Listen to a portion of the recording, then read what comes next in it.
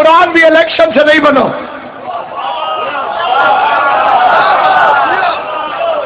کیوں جی؟ قرآن بھی ووٹوں سے نہیں بنا، علی بھی ووٹوں سے نہیں بنا۔ قرآن جید ہے، علی سید ہے۔ قرآن دعویٰ ہے، علی دلیل ہے۔ بولے گا وہی جس کے اس وقت بولنا علی کو اچھا لگتا ہوگا۔ قرآن دعویٰ ہے، علی دلیل ہے۔ قرآن جید ہے، علی سید ہے۔ قرآن حاجت ہے، علی حاجت روا ہے۔ قرآن مشکل ہے، علی مشکل کشا۔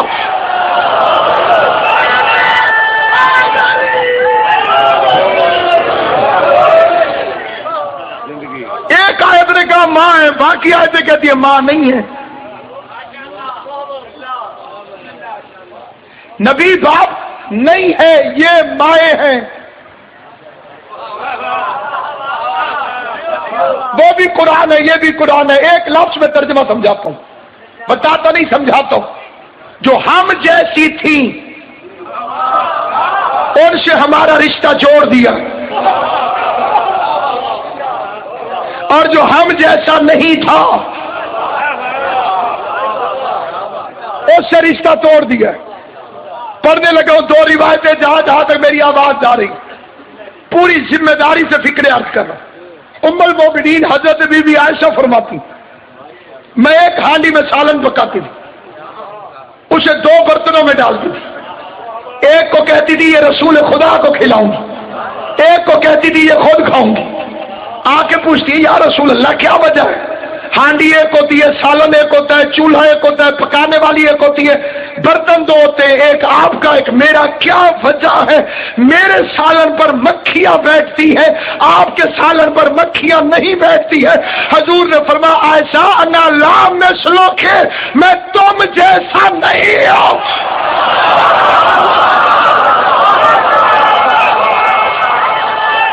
ہائے غریب! ایک بندے نے کہا جی ڈینگی نے بڑا پریشان کیا ہوا ہے۔ میں نے کہا اس کا مقدمہ نبی کے پاس بھی گیا تھا، سلیمان بن داؤد کے پاس۔ مچھر چلے گئے تھے اکٹھے ہو گئے، جی ہوا میں بڑا تنگ کرتی ہے،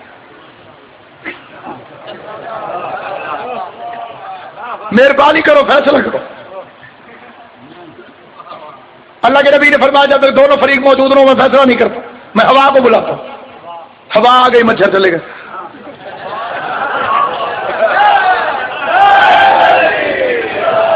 یا نہ یہ دو کبھی اکٹھے ہوئے نہ کبھی فیصلہ ہوا۔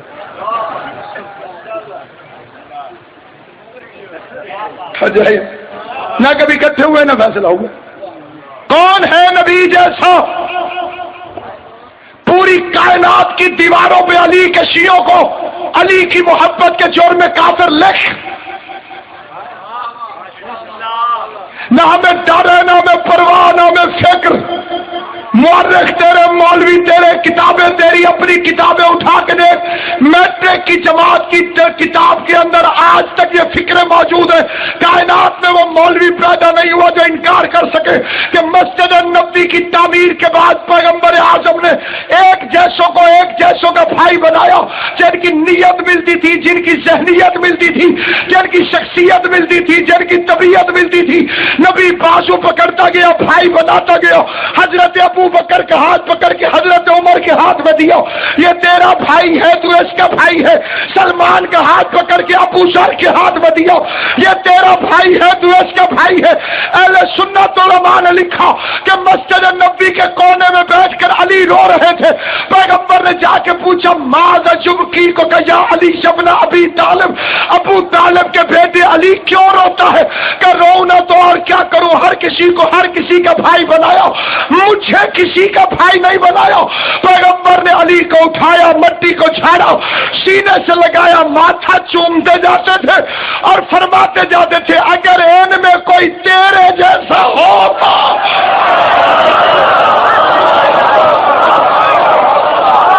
میں تجھے اس کا بھائی بناتا ہوں۔ انت اخی فی الدنیا والآخرہ، دنیا میں بھی میرا بھائی ہے،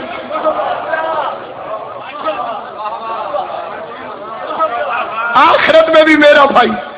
تیرے میرے رشتے دنیا میں رہیں گے۔ والد صاحب فوت ہو جائے غسل دیتے ہوئے یہ نہیں کہتے کہ غسل دیتا ہوں ابا جی کو،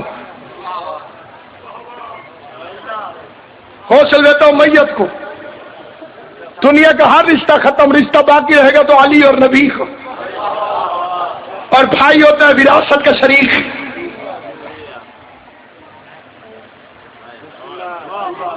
کوثر نبی کا ہے، پلائے گا علی.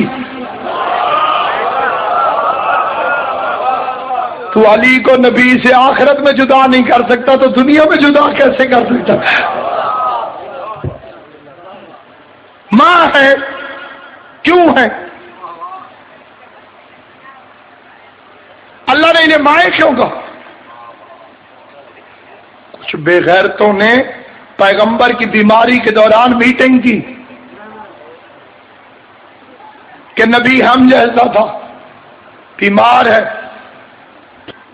دنیا سے جانے والا ہے، 9 بیوہ چھوڑے گا،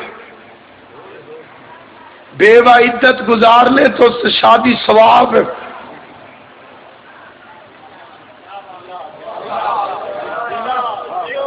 کئیوں نے کہا ماشاءاللہ، 2-4 بے غیرتوں نے کہا انشاءاللہ.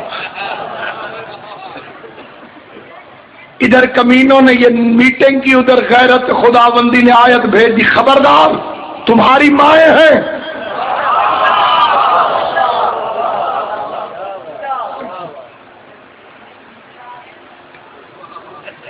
میں تو پکا ہے بالکل. ہمیں تھوڑی دیر بعد جاگتا مردہ نہیں طرح. سونا مرد پہ حرام.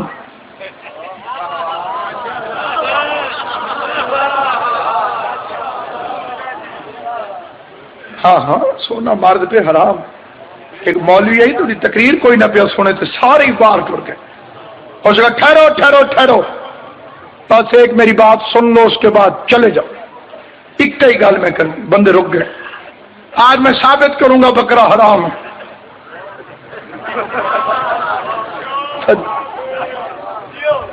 انہوں نے کہا اگر میں اللہ کے قرآن سے، رسول کے فرمان سے ثابت نہ کروں میرا قتل معاف. سارے بندے بیٹھ گئے. انہیں راج کی تقریر کی تھی 2-2.5 گھنٹے. اس بعد کہ وہ آخر الدعوانا ہاتھ چاہے تو نہ کہ بکرے علی کر. ہاں اگر تکبیر نہ پھیری جائے تو بکرا حرام.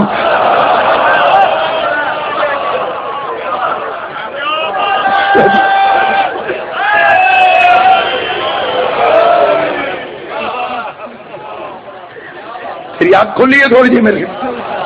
ہوں فکر عرض کرو میں جناب. اس لیے کام آئے تاکہ کوئی بے غیرت پیغمبر کی ہم شریک شوق میں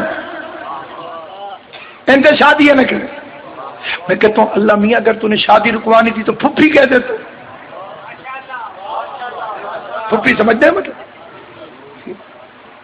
کیا دیتا؟ نبی کی بیویاں تمہاری پھپھیاں ہیں. دوسری آیت میں کہہ دیتا نبی تمہارا پھپھا نہیں ہے. شادیاں پھر بھی رکتی تھی. ساری دنیا تو یزید نہیں ہوتی.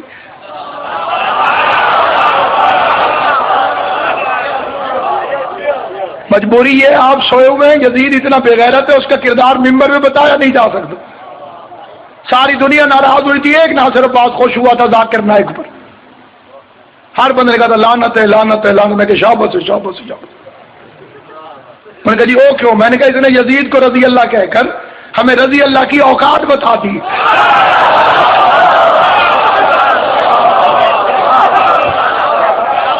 اس نے تو بڑی آسانی پیدا کر دی ہے، ہمیں رضی اللہ کی کوالیفیکیشن بتا دی ہے. کئی جوان آ کے ہم سے ناراض ہوتے ہیں جی فلاں صاحب تو ہمارے رضی اللہ ہے، آپ اس پہ لعنت کو بھیج دیں. میں نے کہا اس نے یزید جیسے لعنتی کو رضی اللہ کہہ کے آسانی پیدا کر دی. اب ہم مسلمانوں کو کہیں گے سارے رضی اللہ چیک کر لیا کرو کہیں اندر یزید نہ چھپا ہوا.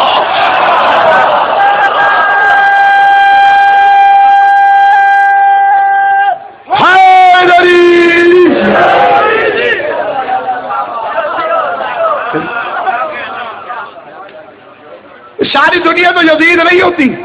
کہتے پھوپھیاں ہیں نہیں. اچھا کہتے ماسیاں ہیں. ماسی خالہ ماسی سے شادی ہوتی نہیں ہو سکتی نا. کہہ دیتا نبی کی بیویاں تمہاری ماسیاں، دوسری آیت میں کہہ دیتا حضور تمہارا ماسڑ نہیں، مسئلہ پھر بھی حل تھا، لیکن نہ پھپھی کا نہ ماسی، اماں کا. کیوں؟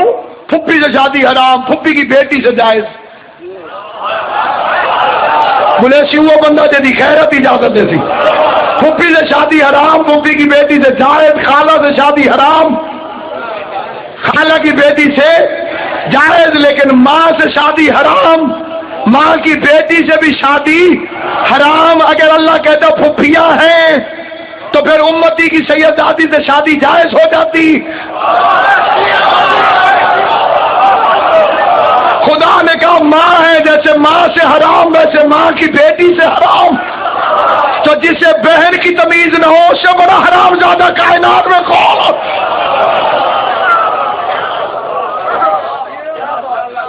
عزت کر سادات عظام کی.